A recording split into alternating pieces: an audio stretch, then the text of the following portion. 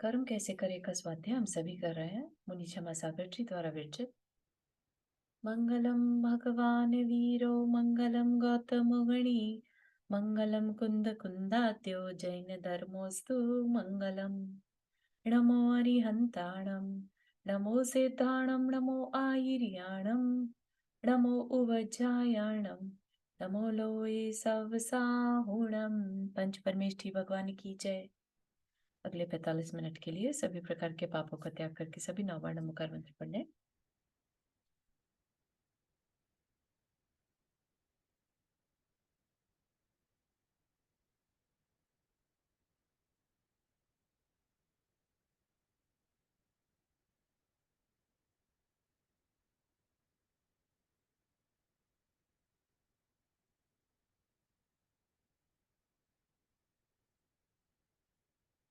हम्म, तो आज का हमारा नया चैप्टर शुरू हो रहा है। नए कर्म के बारे में हम जानेंगे। ठीक, कर्म हमने समझा था कि किस तरह से हमारी जो लाइफ चलती है, हमारी लाइफ में जो घटनाएं हो रही हैं, सबकी सबकी जिम्मेदारी कर्म पर है। ठीक, कर्म लेकिन बांधने वाला कौन? तो हम हैं। समझे? तो हम ये कह सकते हैं कि ये जो सब कुछ हमारी लाइफ में हो रहा है, उसकी जिम्मेदारी, अल्टीमेट जिम्मेदारी हमारी अपनी है। राइट? क्योंकि हम ही हैं जिनके मन वचन काया की क्रियाओं से हम जो सोचते हैं, हम जो करते हैं, हम जो बोलते हैं, उनसे कर्म बंधता है। फिर हमने ये जानना शुरू किया था कि कर्म बंधता तो है, माना, लेकिन कर्म होते कितने प्रकार के हैं। ठीक है, जैसे कि हमारी लाइफ में जो अच्छे बुरे की फीलिंग आ रही है। ठीक है, फीलिंग कैसी कि हाँ, कुछ हमें अच्छा लग रहा है, कुछ हमें बुरा लग रहा है। ये फीलिंग एक तरह का कर्म देता है। हमारी नॉलेज कम ज्यादा है तो वो दूसरी तरह का कर्म है। ठीक, और हमारी आयु कितनी है, हम कितने टाइम इस शरीर में रुकेंगे, वो एक अलग तरह का कर्म है। हमारा शरीर कैसा होगा, हम मनुष्य बनेंगे या हम चार पैर वाले बनेंगे, या हमारे जो हाथ पैर हैं वो कितने बड़े होंगे, छोटे होंगे, ये सारी चीजें कौन डिसाइड करता है? हमारा अलग तरह का कर्म, नाम कर्म कहते हैं जिसे। ठीक, तो इतनी सारी चीजें, और उसके ऊपर एक और चीज होती है हमारे साथ कि करना हम कुछ चाहते हैं और कर नहीं पाते, है ना। हमें कोई लाभ होते होते लाभ रुक जाता है। हम जो चीज देना चाहते किसी को दे नहीं पाते, कहीं जाना चाहते हैं जा नहीं पाते, खाना चाहते हैं खा नहीं पाते। तो ये भी हमारे को कर्म डिसाइड करता है। अंतराय कर्म नाम है उसका। तो ये सब चीजें जो हैं, अलग अलग कर्मों की जानकारी हम यहाँ इकट्ठी कर रहे हैं। तो पिछले वाली जो चैप्टर था उसमें हमने देखा था कि किस कारण से मेरे अपने होने पर, अपने एग्जिस्टेंस पर विश्वास नहीं होता, कि मैं सोल हूं, मैं शरीर नहीं हूं। ये किस कारण से होता है? तो दर्शन मोहनीय उसका कारण है। हम ये मानने को ही तैयार नहीं होते। ठीक है ना। तो हम दर्शन मोहनीय कैसे बांध लेते हैं? केवली शुद्ध धर्म, है ना, संग अवर्णवाद करके। तो हम जो जैसे हैं सच्चे देव शास्त्र गुरु में कोई ना कोई दोष लगाकर, जो सच्चा है उसको सच्चा न मानकर, भले ही हम नहीं जानते कि उसके बारे में वो सच्चा है कि नहीं, एटलीस्ट उसके बारे में कुछ गलत ना कहें। राइट, चाहे वो एक नॉर्मल पर्सन हो। और फिर रही बात देवशास्त्र गुरु की, जो हमारे पंच परमेष्ठी हैं उनकी, अगर हम उनमें दोष लगाते हैं तो मान के चलिए कि हम कभी भी अपने आप को पहचान नहीं पाएंगे। ठीक, ये इतना, इतने डीपर लेवल पे वर्क करता है। हमारी अवेयरनेस इतनी होनी चाहिए कि हम क्या सोच रहे हैं, हमारा बिलीफ सिस्टम क्या है। ठीक है, अगर हमारा बिलीफ सिस्टम अंदर ही अंदर ये कहता है कि ये तो सिर्फ मूर्ति है, इसमें हमें क्या फर्क पड़ रहा है ना, मूर्ति, जो लोग इनको मानते हैं, पूजते हैं, सब फालतू की चीजें हैं। ठीक है, तो ऐसी बातें भी अंदर में सोचना, अपने लिए ये मान के चलिए कि कहीं ना कहीं हम उस सही प्रक्रिया, जो हमें नहीं मालूम सही है कि गलत है, हम उस प्रक्रिया में दोष लगा दे रहे हैं। ठीक है, तो इन सब चीजों से बचना है। अगर हमें नहीं मालूम तो हम कहते नहीं मालूम। ठीक है ना। या हमें दूसरा कर रहा है तो हम उसमें बहुत ज़्यादा कमी ना निकालें, ठीक है? किसी न किसी अपेक्षा से वो अपनी समझ से वो काम कर रहा है, ठीक है? तो हम उसको थोड़ा कहीं न कहीं इस बात को मान के चलें कि वो अपनी पर्सपेक्टिव में सही है, ठीक? अब आगे बात आती है एक बहुत ही क्रिटिकल कर्म की, जो हमारी लाइफ में जिसकी वजह से हम बहुत बंधा हुआ महसूस करते हैं, ठीक है? वो क्या है देखते हैं कि हम सब के जीवन में कर्म हम करते हैं और उसका फल भी हमें चखना पड़ता है, ठीक है? ये बात तो हम सबको बहुत ही अच्छे से बात समझ में आ चुकी है, ठीक है? बुरे कर्म का फल बुरा होता है और भले कर्म का फल हमें अच्छा या भला मिलता है, ठीक है? कि बुरे कर दिया किसी का तो बुरा होगा, लेकिन भला किया तो ज़रूरी नहीं है कि हाथों हाथ अच्छा हो ही जाए, ठीक है?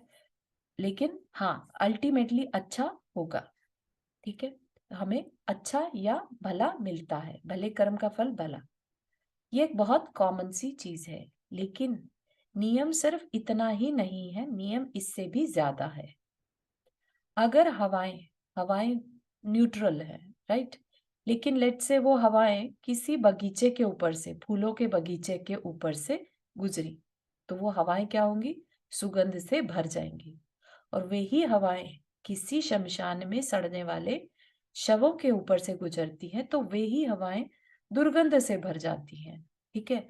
तो कुछ न्यूट्रल भी हो अगर, लेकिन जिसके टच में आएगा, वो वैसा ही बिहेव करने लगती हैं। ठीक इसी तरह से हम किसी को अपने जीवन में उसके प्रति अच्छा करें, तब भी संभव है कि वहाँ से रिटर्न अच्छा ना मिले। और कभी-कभी किसी के प्रति हम अच्छा ना करें, फिर भी वहाँ से रिटर्न अच्छा मिल सकता है। हमारे प्रेम की हवाएँ, ठीक है? तो हवाओं को यहाँ पर किससे रिप्रेज़ेंट किया? हमारे भावों से, ठीक? हमारे प्रेम की हवाएँ सामने वाले की घृणा से टकरा कर, लेट्स से सामने वाला बहुत खराब नेचर का है, ठीक है? तो हमने अगर अच्छा बिहेव भी किया, तो सामने वाला कैसा है, ठीक है? वो परिस्थिति कैसी है, तो उससे टकरा कर लेट्स से वो बहुत बुरा है, तो क्या होगा? हमारे प्रेम की हवाएँ दुर्गंध से युक्त हो जाएँगी। ठीक? ये हमें देखना होगा कि हमने अपनी हवाएँ किधर भेजी हैं। तो जिधर भेजी हैं, अगर वो जगह दुर्गंध वाली है, तो वहाँ से रिटर्न कैसी आएँगी? दुर्गंध वाली ही आएँगी। ठीक? तो हम ये फिर क्वेश्चन ये ना करें कि हम तो बहुत अच्छा करते हैं, हमें अच्छा क्यों नहीं मिलता? है ना? तो ये भी हमें देखना होगा कि हमारी हवाएँ किस तरफ जा रही हैं। ये निर्णय लेने से पहले हमें ये ऑब्जर्व करना होगा कि हमने जो कुछ भी कर्म किया है, वो किस स्थिति में, किस परिस्थिति में किया गया है। उसका रिटर्न कैसे मिलेगा? द्रव्य क्षेत्र काल भाव के अनुसार। द्रव्य क्षेत्र काल भाव मतलब द्रव्य कैसा है, हमारे अंदर के भाव कैसे हैं, हमारा क्षेत्र कैसा है, हम किस जगह पर खड़े हैं, मंदिर में खड़े हैं कि बाजार में खड़े हैं, पंचम काल में खड़े हैं या नरक में खड़े हैं, स्वर्ग में खड़े, कहाँ खड़े हैं, है ना? काल कैसा है, ठीक है? तो इन सब के आधार पर हमारे भावों का रिटर्न मिलता है। तो ऐसा ज़रूरी नहीं है कि जैसा हमने किया, वैसा का वैसा मिल जाए, ठीक है? डिपेंड करेगा द्रव्य क्षेत्र काल भाव कैसा है। उसी को एक और एग्ज़ाम्पल से बता रहे हैं कि हमने एक गेंद ज़ोर से फेंकी, ठीक? सामने दीवार है, तो गेंद क्या होगा? दीवार से टकराएगी और हमारे पे वापस लौट के आएगी, ठीक? अगर लेट्स से वही गेंद हमने फेंकी और सामने रेत का टीला है, तो रेत के टीले से तो वापस नहीं आएगी, उसमें धँस जाएगी, ठीक? अगर हमने गेंद फेंकी, तीसरा इंसिडेंट ले रहे हैं, और कहाँ फेंकी? कीचड़ वाली दीवार पर, कीचड़ चिपका है वहाँ पर दीवार पे, तो क्या होगा? गेंद वापस आएगी तो, लेकिन कीचड़ भी साथ में लेकर आएगी, ठीक है?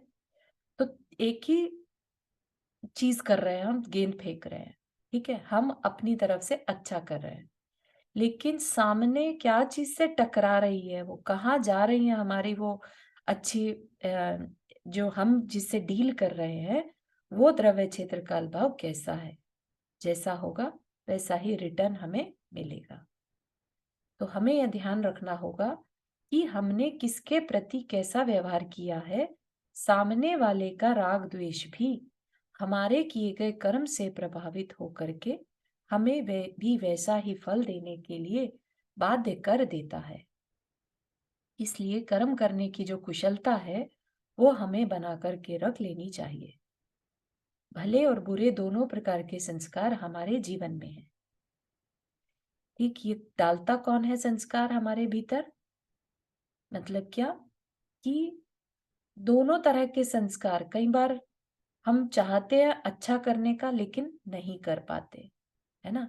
और कभी हम दूसरे का बुरा सोचते हैं फिर भी हम बुरा नहीं कर पाते। तो आखिर बात क्या है ना? ये भी सिचुएशन सबने अपनी अपनी लाइफ में फील की होगी। ये आखिर बात क्या है? कभी कभी हम सोचते हैं कि हम अपने जीवन को व्रत नियम संयम से अनुशासित करें लेकिन नहीं कर पाते। और कभी कभी हम सोचते हैं कि हमारी अपनी दृष्टि को हम निर्मल बनाएं लेकिन फिर भी दृष्टि खराब हो जाती है। तो ये सब क्या चल क्या रहा है ना? कंफ्यूजिंग सा लगने लगता है कि हम जो चाहते हैं वो क्यों नहीं कर पाते, या हमारे अंदर के भाव ऐसा क्यों नहीं हो पाते, अच्छे भाव क्यों नहीं बन पा रहे अंदर, है ना?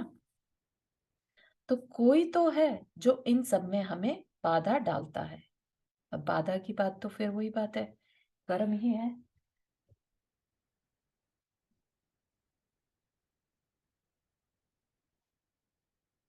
इसमें थोड़ा एलर्जीज का सीजन चल रहा है यहाँ पे, तो जो हमें थोड़े भी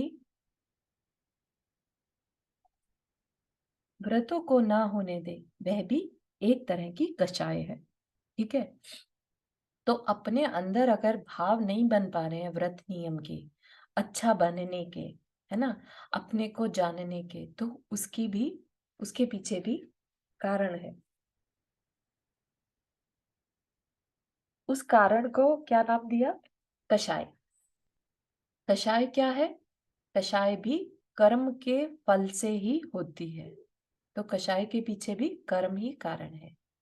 तो एक तरह की कषाय ऐसी है जो हमें हमारी पहचान नहीं होने देती। वो हमने पिछले सेशन में देखा था, ठीक, जिसको हम कहते हैं अनंतानुबंधी। ठीक, फिर अब ऐसी कषाय भी है जो हमें व्रतों को नहीं होने देती या हमें महाव्रत नहीं लेने देती, जो पाप कार्य है। व्रत मतलब यहाँ पर क्या? पाप कार्यों को न छोड़ने देना। ठीक है, पाप कार्यों से विरत हो जाना ही व्रत है। ठीक, तो हम पापों को क्यों नहीं छोड़ पा रहे हैं? क्योंकि उसके पीछे कारण एक कषाय है। ठीक, हम पूरी तरह से पापों को नहीं छोड़ पा रहे, वह भी कषाय है। वो भी हमारे अपने परिणामों की कलुषता है। कलुषता मतलब कालापन। हमारे ही परिणामों में ऐसे भाव बार बार होते रहते हैं। अरे क्या रखा है व्रत लेने में, क्या रखा है? हिंसा छोड़ देने से क्या मिल जाएगा, है ना? आराम से जियो, मजे करो, है ना? अपना बस बैंक बैलेंस भरो, चाहे दूसरे को उससे तकलीफ हो, हाउ डज इट मैटर। ठीक है, तो इस तरह से अंदर से जो आवाजें आती रहती हैं वो हमारे लिए हमारे परिणामों की कलुषता।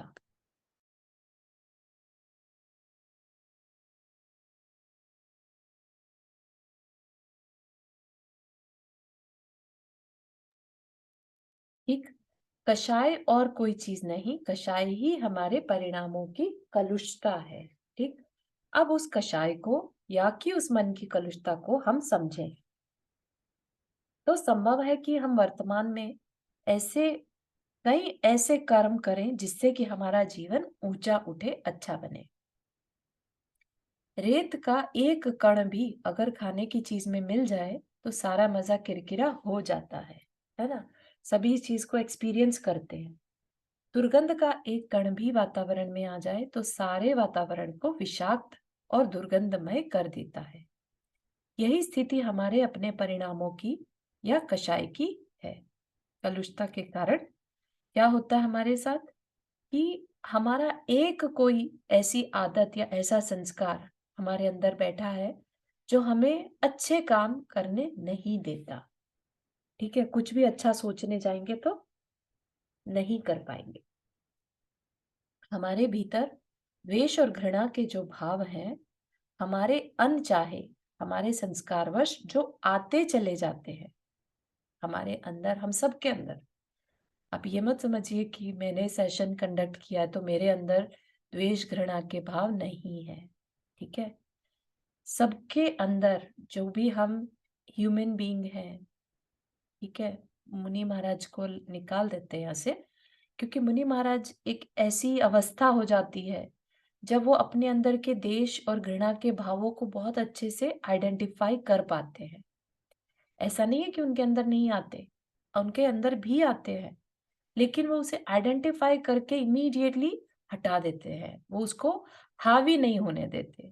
लेकिन हमारे साथ क्या प्रॉब्लम होती है, हमारे अंदर जो द्वेष और घृणा के भाव हैं, किसी से जेलेसी के भाव हैं, किसी से किसी से क्रोध के भाव है, ठीक है, वो हमारे अंदर बस उठते रहते हैं। ठीक है, मोस्टली टाइम क्या होता है, हम नेगेटिव सोच ज्यादा रखते हैं, और हमारा ब्रेन जो है, हमारा हमारा जो थॉट प्रोसेस है वो कंटिन्यूअस चलता रहता है। जो चीजें हमें अच्छी लगती हैं और हमें नहीं मिल रही तो हम उनको सोचते रहेंगे। जो चीज दूसरे के पास है और हमारे पास नहीं है, हम उसके बारे में सोचते रहेंगे, है ना। हमें क्या करना है, फ्यूचर के बारे में सोचते रहेंगे, हमारे साथ क्या हो गया हम उसके बारे में सोचते रहेंगे। तो कंटिन्यूअसली हम संस्कारवश यही सिर्फ बातें, थॉट प्रोसेस चलता रहता है, और उसको क्या कहा, हमारे परिणामों की कलुषता। वे ठीक ऐसा ही है, वातावरण को दुर्गंधित करते होंगे, जैसा कि हवा में एक दुर्गंध का कण आ जाए तो सारे वातावरण को विषाक्त कर देता है। रेत का कण आ जाए तो खाने के मजे को किरकिरा कर देता है। नीम तो कड़वी होती ही है भैया, लेकिन ध्यान रखना, नीम का बीज भी कड़वा होता है। ये जो हमारे अंदर अशुभ परिणाम होते हैं, वे तो अशुभ है ही, लेकिन उन अशुभ परिणामों का जो बीज हमारे भीतर, ये कषाय रूप जो है, कषाय क्या है, हमारे अंदर अशुभ का बीज है, अशुभ परिणामों का बीज, तो उससे बार बार फल निकलता रहता है। हम कितना भी ऊपर से काट दें, अगर अंदर में बीज पड़ा है ना, और वो बीज किसका है, कड़वा या विषाक्त है, तो उससे जो पेड़ निकलेगा, उससे जो पौधा बनेगा, वो भी विषाक्त ही होगा। ठीक है ना।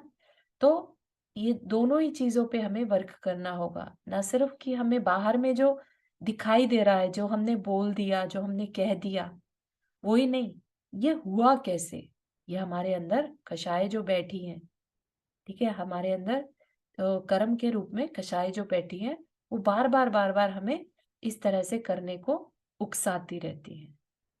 ठीक, क्या कह रहे हैं, हम किसी से गाली सुनना पसंद नहीं करते, तो हमारा फर्ज है कि अब हम भी अब गाली देना बंद करें। अगर हम किसी से अपने जीवन में दुख नहीं पाना चाहते, तो हमारा फर्ज है कि हम भी दूसरों को दुख देना बंद करें।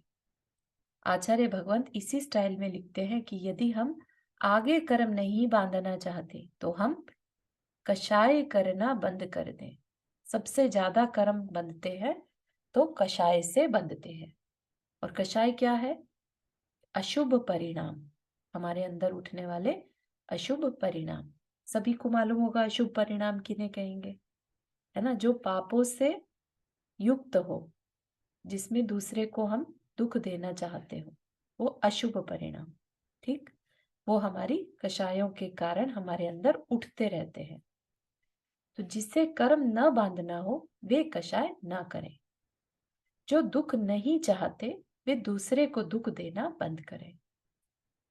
ठीक इसी तरह जो अपने जीवन में कर्मों का बंधन नहीं चाहते, जो संसार से मुक्त होना चाहते हैं, उसके लिए एक ही बात लिखी, वे कषाय ना करें। कषाय की तासीर है कि वो हमें अपने आपे में नहीं रहने देती। तो कषाय यहाँ पर किसको बोला, क्रोध मान माया लोभ को कषाय बोला। ठीक है, बाकी के जितने भी एक्सप्रेशंस होते हैं लाइफ में हमारे, वो सब इन चारों में ही आ जाते हैं। ठीक है, तो जो ब्रॉडर कैटेगरी है, वो है क्रोध, मान, माया, लोभ। इनको हमने कषाय कहा। ठीक, ये कषाय का फर्दर डिवीजन है। ठीक, ये हमें क्या नहीं करने देती, हमें अपने आपे में नहीं रहने देती। आपे मतलब अपने में नहीं रहने देती। हम क्या है, हम वो नहीं रह पाते कषायों के कारण। हमारे अंदर क्षमा भाव था, लेकिन क्रोध ने हमें क्या कर दिया, हमें हमारे रूप नहीं रहने दिया, है ना।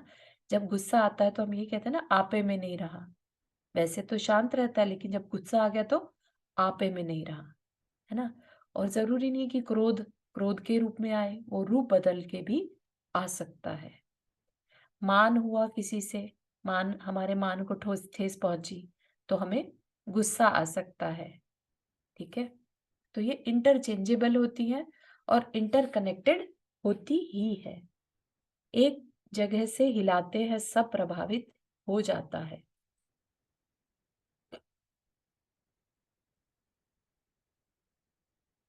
इतना ही नहीं, हम बहुत जल्दी इनको एक दूसरे से इंटरचेंज कर लेते हैं।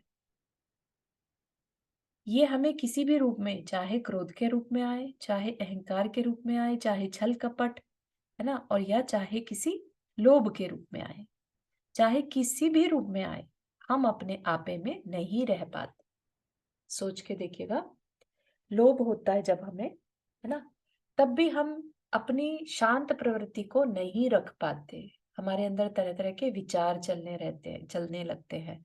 ये जो मुझे चीज चाहिए, मैं कैसे पालूं इसे, है ना। चाहे वो दुनिया की कोई सी चीज हो, हमारे पास पॉसिबिलिटी हो नहीं हो, लेकिन हम जब उसे पाने की सोच लेते हैं, तो हम उसको कैसे पाएं, ये दिमाग में चलता रहता है। तो क्या ये संकल्प विकल्प हमारा स्वभाव था?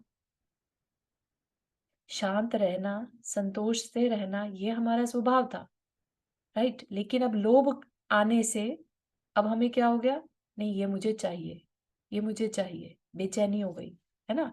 आसक्ति होने से क्या हो गया, अब हम अपने आपे में नहीं रहे। ठीक, इसी तरह से हम किसी पर भी लगा सकते हैं। गुस्सा आने पर, बहुत सबको मालूम ही है, गुस्सा कभी भी अपने को आपे में नहीं रहने देता। हमारे जो हाव भाव है, हमारा जो एक्सप्रेशन है, वो कंप्लीटली चेंज हो जाता है। हम जो है वो से नहीं रह पाते। जब हम अपने आप से गाफिल हो जाते हैं, असावधान हो जाते हैं, यह सबसे पहला काम करती है। ये क्या कौन करता है हमें गाफिल? हमारी कषाय हमें गाफिल करती है, हमें असावधान करती है। ठीक, ये कषाय क्या करती है, हमें केयरलेस बना देती है। जरा सा किसी ने हमारे मन का काम नहीं किया, या जरा सा हमारे मन की नहीं कही, तो अंदर से ये बैठी हुई हमें धक्का देती है कि देखा, अपन भी तो करते हैं, हाँ बात तो ठीक है। ये धीरे से हमारे भीतर धक्का देते हैं और फिर हम तैयारी कर लेते हैं पूरी।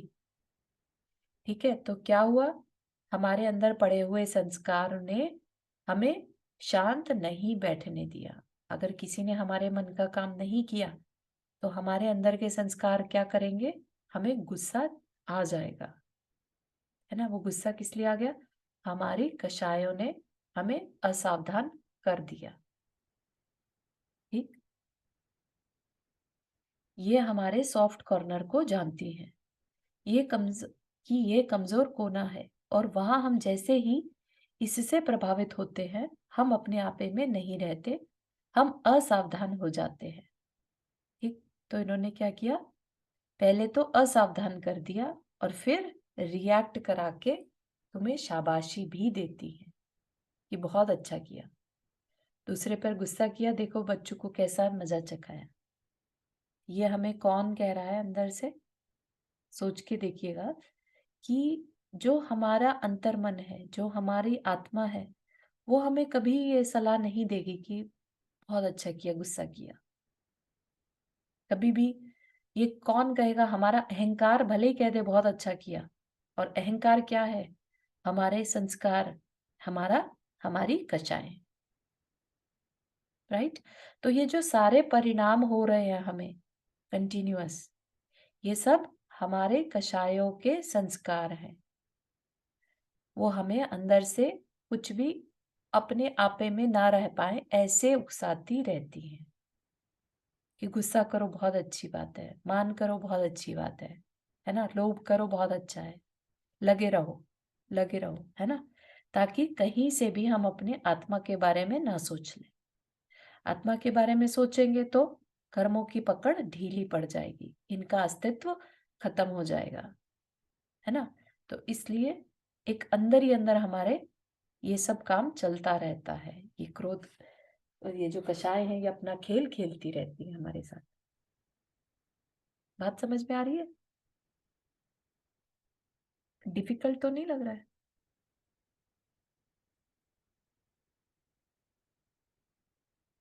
कोई शेयर करना चाहेगा? हाँ, नहीं, नहीं, ठीक है सब कुछ। ओके। अपने अपने ऊपर घटित करके देख पा रहे हैं ना?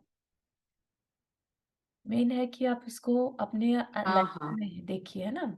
अपने को हाँ। किसी और की लाइफ में नहीं देखना है कि हाँ देखो ये ऐसे ही करता है पर्सन। नहीं, नहीं, अपने ऊपर ही लागू कर देखना है कि हम इसमें से क्या-क्या करते हैं हाँ, और इसमें हम अपने परिणाम चेंज कैसे कर सकते हैं। हाँ, हमें ये सोचना है ये सब सीख के अभी या बिल्कुल। तो क्या है कि ये पढ़ने के बाद अभी नेक्स्ट फिर जब हमें कभी आवेश आएगा भी, तो हम उसे देख पाएँगे। That is the purpose of this learning. ठीक है? कि हाँ, देखो ये मेरी कषाय मुझसे करवा रही है। ये मेरे कर्म का उदय करवा रहा है। ठीक? और क्या हमें वो उस पे रिएक्ट करना चाहिए, कितना करना चाहिए, वो हमारे हमारे पास चॉइस रहती है। हम उसको उस चॉइस को देखते नहीं हैं इस वजह से क्योंकि हम असावधान हो चुके होते हैं। ठीक है? सावधानी क्या है कि क्या चॉइस है मेरी, मैं उसको फॉलो करूँ। ठीक है? लेकिन जब कषाय का तीव्र उदय आता है ना, बहुत उसका इंटेंसिटी ज़्यादा होती है, तो हम असावधान हुए बिना नहीं रहते। ठीक है? बहुत बड़ी साधना चाहिए रहती है इस असावधानी से बचने की, सावधान हो पाने की, है ना? अपनी चॉइस को ना भुला पाने की। हमारे पास हमेशा चॉइस रहती है, हम गुस्सा करें कि हम क्षमा कर दें। लेकिन हम चूज़ क्या करते हैं हमेशा? गुस्सा करना, है ना? क्योंकि वही हमारे एनवायरनमेंट ने हमें सिखाया है कि आज का टाइम ऐसा है कि अगर गुस्सा नहीं किया ना तो काम नहीं चलेगा। ठीक है ना? तो ये भी तो हमारे अंदर विचार कहाँ से आ गया? हमारी कषाय ही करवाती है, ठीक? क्योंकि हमने उस बात को तो बहुत अच्छे से ऑब्ज़र्व कर लिया कि इसके बिना काम नहीं चलेगा, है ना? लेकिन इससे हमारा कर्म बंध रहा है, इससे हमारी आत्मा का कल्याण हो रहा है, ये बात हम कभी पकड़ते नहीं, ना ऑब्ज़र्वेशन में लाते और ना ही अपना उससे कभी कुछ फ़ायदा कर पाते हैं। क्योंकि ये कषाय चाहती नहीं कि हम उस तरफ दिमाग लगाएँ। ठीक? तो क्या कहती है ये असावधान होते ही हमें क्या एहसास कराती है? कि क्रोध कहता है अगर अगर क्रोध करोगे तो बड़ा अच्छा लगेगा, बड़ी शांति मिलेगी और हम भी इन पर भरोसा कर लेते हैं, है ना? खुजली का एग्ज़ाम्पल दिया कि जैसे कभी कहीं खुजली हो रही हो, है ना? और हम उसे हल्का-सा रगड़ते हैं, ठीक? तो अच्छा लगता है। समझ रहे हैं आप? खुजली हो रही है और हम उसे रगड़ दें तो अच्छा लगता है। लेकिन थोड़ी देर बाद क्या होता है वहाँ पे? फिर और खुजली वहाँ पे जो वेदना है, जलन है वो बढ़ जाती है ना? ऐसे ही होता है ना? लेकिन स्टार्टिंग में हमें क्या लगता है? रगड़ने पर अच्छा लग रहा है, ठीक? लेकिन बाद की जो वेदना और जलन है, उसका उस समय पर हमें भान नहीं रहता। ये जितनी ज़ोर से हम खुजली कर रहे हैं ना, अभी इसमें से खून निकलने लगेगा या यहाँ पर और तीखा दर्द होने लगेगा। उस टाइम हमें बस ये लगता है कि नहीं ये खुजली तो करनी है ना? सेम चीज़ कषाय हमारे साथ करती है। कषाय हमारे लिए खुजली के जैसी है, हमें खुजली हुई हमने कर दी। अब उसके बाद जो तकलीफ होगी और तीव्र जो हो सकता है खुजली और तीव्र हो जाए या और बड़ा घाव वहाँ पर बन जाए। उसको किसे भुगतना पड़ेगा? खुद ही भुगतना पड़ेगा, है ना? तो यही काम कषाय करती है। ज़रा-सा अगर किसी ने एक बात कही, भीतर की कषाय कहती है, तुम कमज़ोर नहीं हो, सुन लई? वह एक कहे तुम फ़ौरन 2 कहो, है ना? तब जाने कि तुम ताकतवर हो। वे हमें प्रेरणा देती है कि हम असावधान हो जाते हैं। जैसे ही दूसरे की बात जो कि हमारे मन की नहीं है, हम उसको महत्व देते हैं। इसको? कषाय को। कषाय चाहती यही है कि हम महत्व दें। ठीक है? महत्व देने से ही उसका अस्तित्व बना हुआ है। और हमने जैसे ही महत्व दिया, हम अपने आपे से बाहर हुए, असावधान हुए, और बस इनकी तासीर है कि ये धीरे-धीरे हमें डायरेक्शन देती हैं कि तुम हमें करोगे तो सुख मिलेगा। जैसे खुजली के केस में था, खुजली करोगे तो अच्छा लगेगा। कषाय कहती है कि हमें तुम करोगे तो तुम्हें मज़ा आएगा, है ना? और हम क्या कर लेते हैं? अपनी तकलीफ को और बढ़ा लेते हैं। जरा-जरा सी कषाय शुरू-शुरू में ये सोचकर कि मेरा वर्चस्व हो जाएगा कर लेते हैं, और फिर बाद में हम अपने वश में नहीं रहते। ये बढ़ती चली जाती है। ठीक है? एक तरह का एडिक्शन हो जाता है हमें। हमने क्रोध किया, किसी ने डर के मारे हमारा काम कर दिया, हमें क्या हो जाएगा? अगली बार हम और तीव्रता से क्रोध करेंगे, है ना? अगर वो नहीं सुन रहा है तो। ठीक है? तो ये एक एडिक्शन, हमारा क्रोध एक हमारी आदत बन जाएगी। फिर हम एक क्या कहलाने लगते हैं? ये तो ऐसा ही है, ये तो क्रोधी ही है, राइट? क्या हम शुरू से क्रोधी थे? नहीं। हमें क्रोध करने में मजा आने लगा, तो हम क्रोधी कहलाने लगे। अब हम उसके कंट्रोल में आ गए। अब हम चाह के भी अपने गुस्से पर कंट्रोल नहीं कर पाते, राइट? अब हमें थोड़ा पछताना पड़ता है कि मैं इतना क्रोधी क्यों हूँ? मैं क्यों नहीं अपने क्रोध को पहचान पाता? क्यों नहीं उस पे कंट्रोल कर पाता? है ना?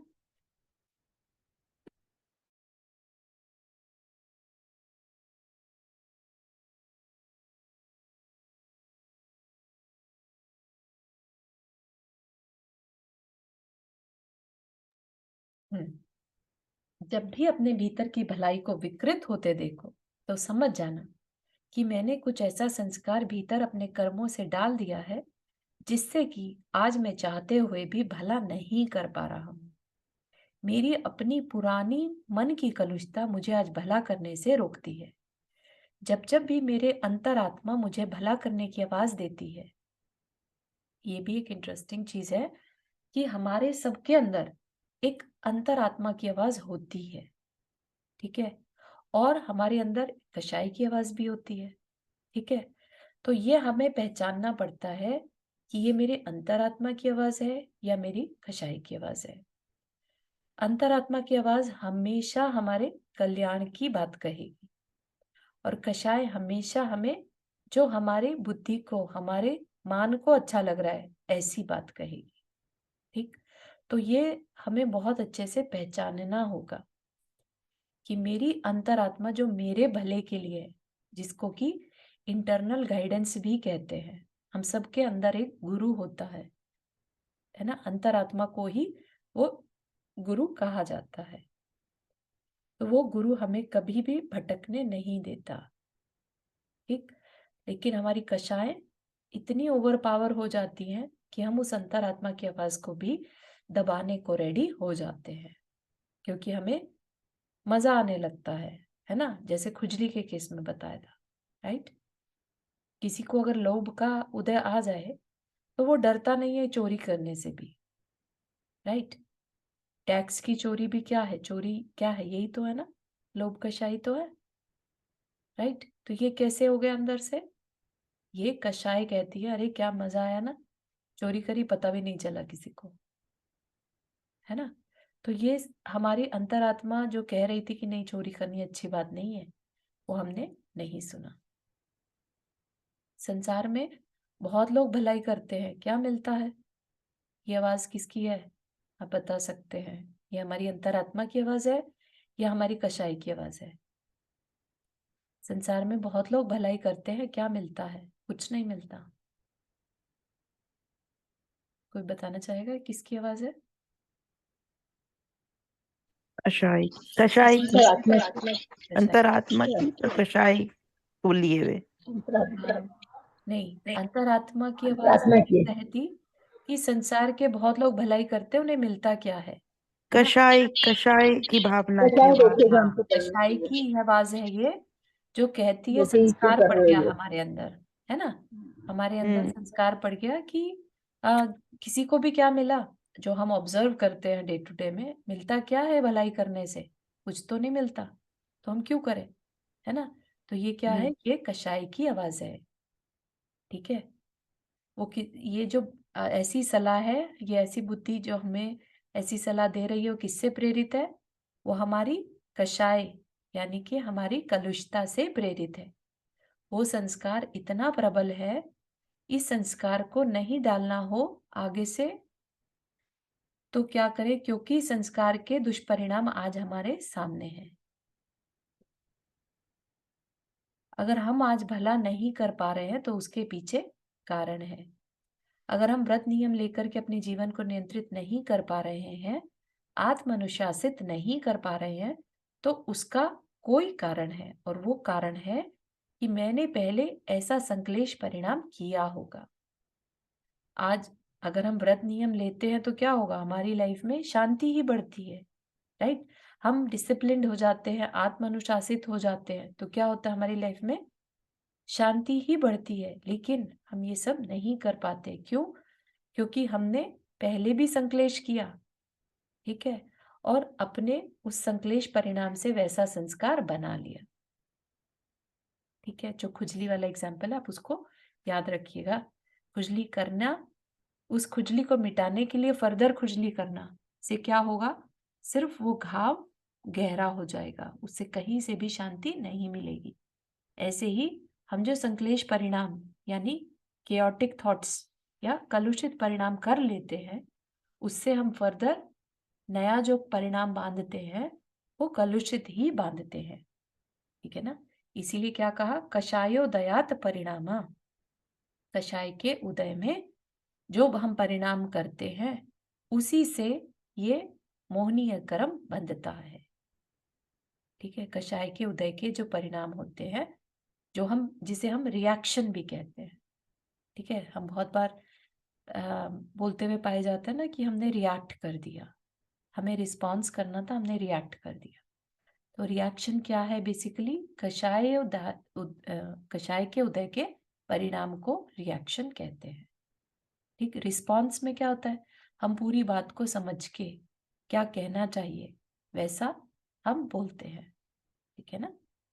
तो चॉइसेस दोनों हमारे पास है, हमें रिएक्ट करना है कि हमें रिस्पॉन्स करना है, लेकिन मोस्टली हमारी आदत किसकी पड़ी है, रिएक्ट करने की। ठीक है ना?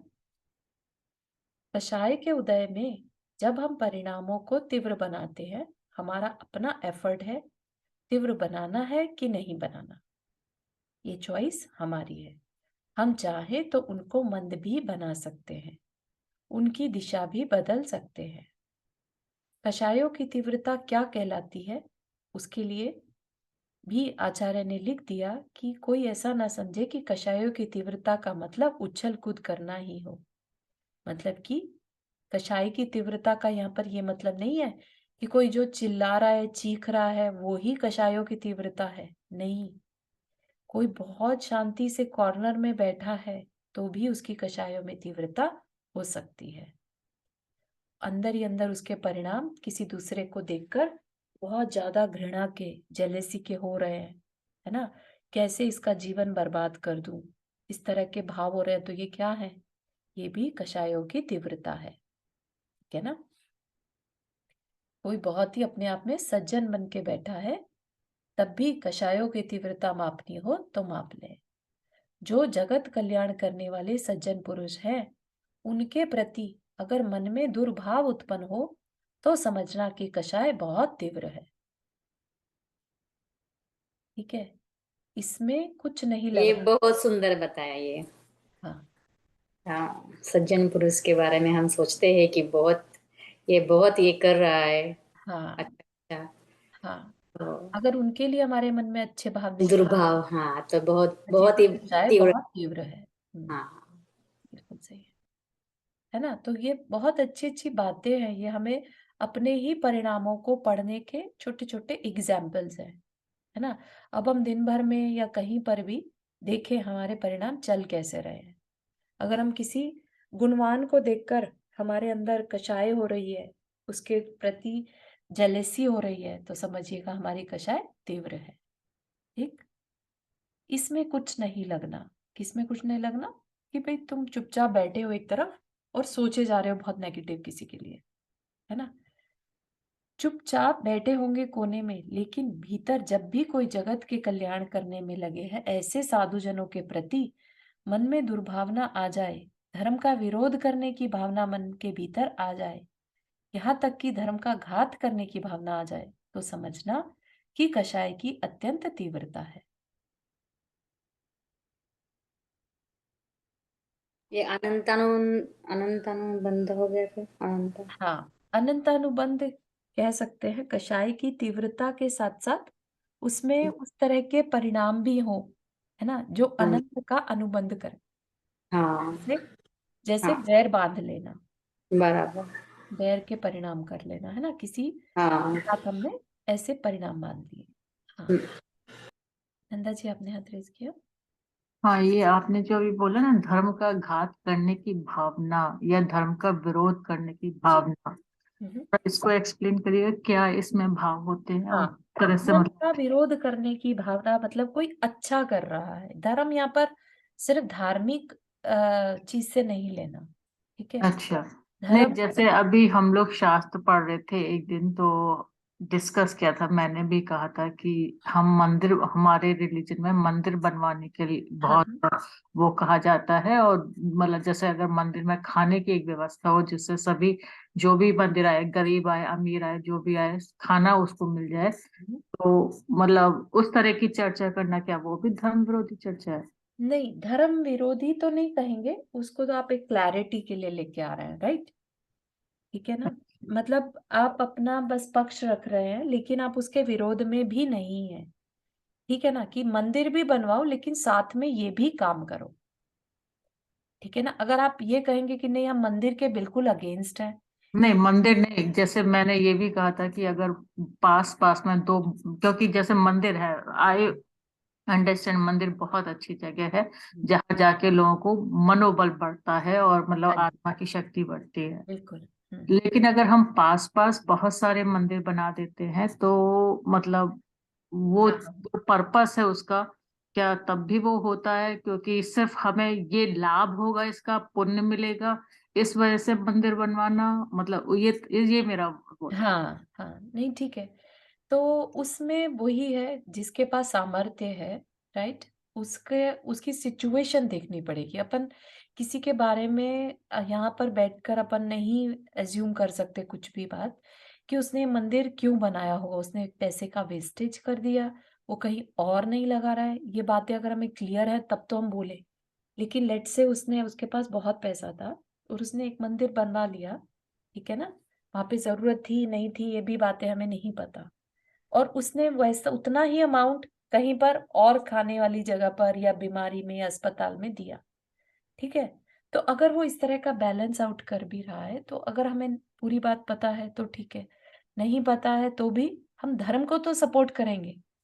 ठीक है ना, जो नहीं, आपने धर्म को बताया तो था। सपोर्ट है। हाँ, इवन एक सोनागिर में एक मंदिर है जो एक लेडी ने आटा पीसती थी, उससे अपनी कमाई से मंदिर बन। जबलपुर में है पिसनहारी मड़िया जी। नहीं, वो सॉरी, सोनागिर में भी है।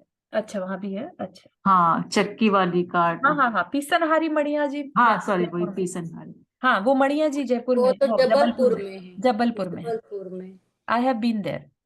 मैं भी गई हूँ, मैं बहुत यहाँ कम भी जगह गई जाके हूँ। आए तो यहाँ। सोनागिर में भी तो है ना, सोनागिर में भी है ना एक राउंड वो राउंड सा ब्लू सा। I am not aware of that, but that's okay, आप सोनागिरी बताइए का। फिर भी। सॉरी, हाँ, तो नहीं मतलब जानती। मतलब यही मैं इस भावना को कह रही हूँ कि उसने भी मंदिर बनवाया तो उसकी कितनी एक प्रबल इच्छा थी। और हाँ। मतलब क्योंकि जैसे अब मेरे को भी है, मंदिर बनवाने से पुण्य बढ़ता है, मेरे को ये है, ये तो मतलब है। हम्म। मेरे को थोड़ा मन में यही डिस्कशन रहता है कि अपना पुण्य बढ़वाने के लिए मैं मंदिर के लिए डोनेशन करूं या मैं और जगह करूं। देखिए, और जगह अब जाने पे ठीक है, दया इस कर्म कैसे करें में बहुत अच्छा है, इसमें जितना है कि हमें दूसरे के ऊपर दया भाव, दूसरे की परेशान ना हाँ, देख कर अगर खुद को, उसके हमारे अंदर भी वही भावना आती है, दया के भाव आते हैं, हम्म, सेवा करने के भाव आते हैं, तो वो अच्छा है। इस बुक में उस चीज को बहुत ज्यादा महत्ता दी गई है। लेकिन और जगहों पे जब भी मैं सुनती हूँ तो मुझे लगता है कि मंदिर बनवाने के पुण्य बहुत, मतलब उसको बहुत ज्यादा महत्ता दी जाती है। हाँ तो हाँ मेरे को अंदर से ये डाउट मतलब खुद भी चलता रहता है। और एक्चुअली सही बताऊं तो मतलब मैंने भी एक्सपीरियंस किया है कि जब मंदिर में डोनेशन करते हैं तो बहुत धन लाभ होता है, और मतलब हाँ हाँ। तो फिर मुझे अब ये और लगने लगा है कि हम कहीं लालच की वजह से तो नहीं मंदिर में डोनेशन कर रहे नहीं हैं। नहीं नहीं नहीं, बिल्कुल नहीं। और देखिए ये जो पिसनहारी मणिया जी वाला मंदिर की आपने जो बात करी, राइट, 15वीं हम्म शताब्दी में बना, ठीक है। अब हमें नहीं मालूम उस समय हो सकता है उनके आसपास कहीं मंदिर जैसी चीज हो ही ना, ठीक है ना। तो उन्होंने चाहे जैसे भी भाव थे, लेकिन भाव दूसरे के कल्याण के थे। आज तक भी 15वीं शताब्दी में बना हुआ वो मंदिर, सोचिए आप, 600-700 साल पहले बना हुआ वो मंदिर, आज तक कितने लोगों ने वहां दर्शन करके पुण्य को कमाया होगा, ठीक है। लेकिन कोई भी आज धर्मशाला, अनाथालय, भोजनशाला इतना लंबी ओल्ड नहीं चलती। कोई ज्यादा से ज्यादा चलेगी 50 साल, 60 साल, 100 साल, दैट्स इट। नहीं, उसके लिए तो आपको मतलब लाइफ लॉन्ग उसमें कंट्रीब्यूशन करना पड़ता है ना, मतलब या फिर ट्रस्ट बनाना पड़ता है हाँ अगर हाँ हाँ, आप।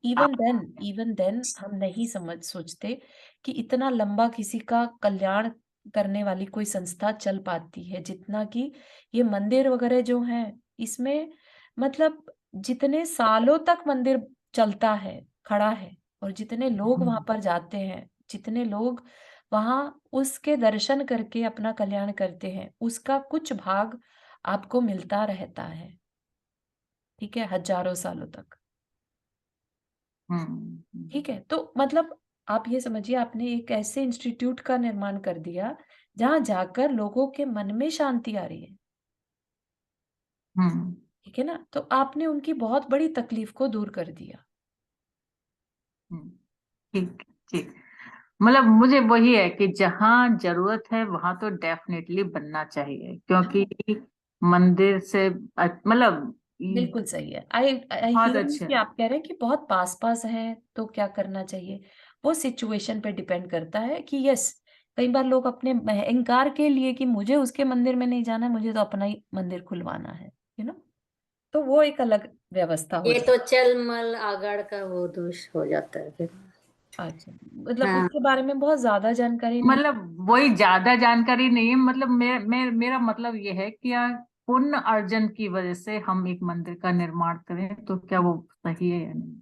हाँ, वो देखिए, हम उस भावना से करें कि हम जिस मंदिर को बना रहे हैं वहां सबको सम्यक दर्शन हो, क्योंकि सम्यक दर्शन से बेस्ट कुछ नहीं है। ठीक है, प्रतिबिंब के हाँ ये दर्शन भावना से लेके करना बस, चाहिए। हाँ, ये कहीं से भी ये नहीं होगा कि पुण्य के लिए कर रहे हैं, ठीक है ना। हम्म, सबसे ये मेरे मन उत्कृष्ट में डाउट भाव था। है सम्यक सबको दर्शन के धर्म लिए। का लाभ मिले इसलिए ऐसा सोच के करना है। हाँ, हम्म पाप पुण्य में कभी ये नहीं होना है, सहजता से करना है जो भी करना है। राइट राइट, ठीक है। हाँ चारू जी, एक चीज और। हम्म, जैसे कभी मन में मान लो ये आता है कि इतने मंदिर जो पुराने बने हुए हैं, उन्हें केयर करना चाहिए बजाय नए मंदिर बनवाने के। हम्म, क्योंकि पुराने जो मंदिर है वो अभी अगर देखा जाए तो मतलब उनका कोई केयर नहीं हो रहा। अगर हम ये सोचते हैं कि नहीं, पुराने की पहले पुराने सही रहने चाहिए, जो मंदिर पुराने टाइम के बने हुए हैं उनकी केयर करना ज्यादा अच्छा है बजाय नए नए मंदिर बनवाने के, हम्म। तो क्या इसमें धर्म का घात है सोचना? देखिए इसमें भी अगेन पूरा पर्सपेक्टिव लेके चलिएगा। जब हम बात करते पुराने मंदिर के जीर्णोद्धार की, ठीक है, हम्म वो किस जगह पर है, वहां की कम्युनिटी क्या है। अब ऐसा तो नहीं है कि आपने एक बार मंदिर ठीक करा दिया, लेट से जीर्णोद्धार करा दिया, ठीक है, हम्म लेकिन वहां समाज ही नहीं है, ठीक है। आप हम्म ऐसा तो नहीं कर सकते ना कि सब जगह पर आप एक व्यवस्था भी बनाएंगे कि नहीं ये फैमिली तो अब हमेशा यहाँ रहेगी, टेक हम्म, करेगी, है ना। हाँ हाँ, और जिन जगहों पर नए मंदिर बन रहे हैं, लेकिन वहां पर ऐसे मंदिर भी हैं जहां जीर्णोद्धार की जरूरत है, तो यस, वहां पर रहने वाले समाज को उस मंदिर के जीर्णोद्धार के बारे में सोचना चाहिए पहले, है ना। हम्म तो दोनों तरह से वर्क करता है। अपने को एक कंडीशन में नहीं, सारी कंडीशंस को ध्यान में रख के बात को सोचना चाहिए कि क्या-क्या सिचुएशंस पॉसिबल हैं। अगर ऐसा सोचते हैं कि इतने मंदिर हैं, मंदिर मतलब हॉस्पिटल्स भी होने चाहिए, या बच्चों के पढ़ाई को लेके स्कूल भी होने चाहिए। जैसे बहुत से बच्चे ऐसे भी हैं जो नहीं पढ़ पाते हैं पैसों की वजह से, हाँ, हाँ।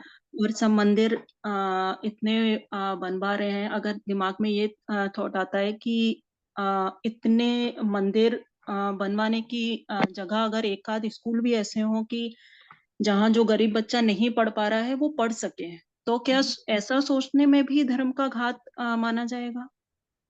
नहीं माना नहीं जाएगा, बिल्कुल नहीं है। देखिए अगेन मंदिर का पर्पस जो है सम्यक दर्शन, ठीक है? और जो दूसरी चीजें हैं पेट भरने से रिलेटेड, आप ये बताइए कि जो बच्चे को पढ़ाई के लिए हम बोल रहे हैं, उस पढ़ाई से हम क्या चाहते हैं? वो कल को करियर बनाए। आज की एजुकेशन तो ऐसी है ना कि जो सिर्फ उन्हें एक भौतिकतावाद में भेजती है ना? वो कल को अपना बस जॉब गवारा करके और अपने परिवार का पेट पालने में लग जाएंगे, ठीक है? और अपना जो हमने धर्म को समझा है, श्रमण संस्कृति, राइट? वो मेनली है अपनी आत्मा की पहचान करने की, उसके लिए साधना करने की, और उसके लिए हमें सम्यक दर्शन की जरूरत है। ठीक? तो अपना पहला प्रेफरेंस हमेशा सम्यक दर्शन को रखिएगा। उसके बाद कोई कर पा रहा है कि नहीं कर पा रहा है, आप कितना कर पा रहे हैं बस उतने पर अपन ध्यान दे सकते हैं। आप सब जगह ये कह के मतलब कि नहीं आप मंदिर मत बनवाइए, ये बनवाइए, तो अननेसेसरी केओस क्रिएट होगा। ठीक है, आपको जहाँ अच्छा लग रहा है आप वो दीजिए, लेकिन आप मंदिर के महत्व को कम मत समझिए। एक चीज मैं यहाँ ऐड करना चाहूंगी कि एक तो जो स्कूल बनवा के कोई बच्चे जो